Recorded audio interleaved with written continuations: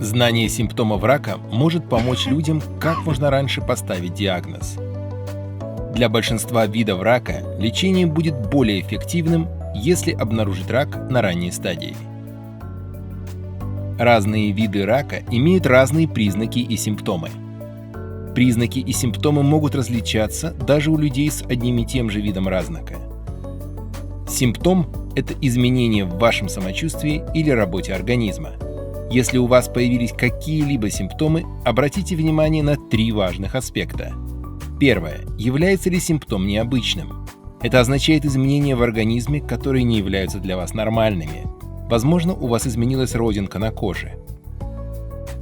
Появилось новое уплотнение на теле. Или вы заметили кровь в моче или кале. 2. Является ли симптом продолжительным? Это означает, что симптом не проходит на протяжении нескольких недель, например, кашель. Или это может быть симптом, который повторяется, например, жидкий кал. 3. Является ли симптом необъяснимым? Это симптом, который не имеет очевидной или понятной причины. Например, вы замечаете, что очень устаете без видимой причины. Или сильно теряете в весе, хотя не пытаетесь похудеть.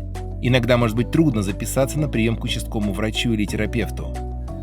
Вам может потребоваться позвонить несколько раз, но продолжайте пытаться до тех пор, пока не получите запись. Вы можете сказать, что переживаете, что симптомы могут быть связаны с раком.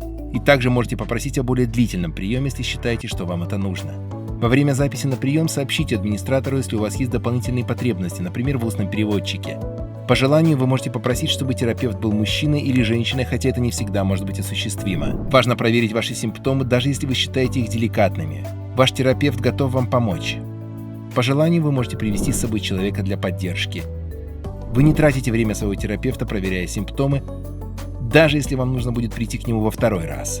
Если вы хотите получить мнение другого терапевта, вы можете попросить приема у другого врача. Большинство симптомов могут быть вызваны причинами, которые не связаны с раком.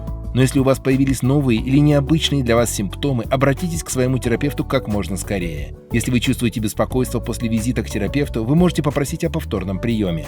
Помните, если у вас появились необычные, продолжительные или необъяснимые симптомы, обратитесь к своему терапевту. В Macmillan мы делаем все возможное, чтобы поддержать людей, живущих с раком. Если вам нужна информация на вашем языке или в другом формате, обратитесь к нам. Для получения информации, поддержки или если вам нужно просто поговорить с кем-то, позвоните по номеру 0808 808 40 или посетите сайт macmillan.org.uk.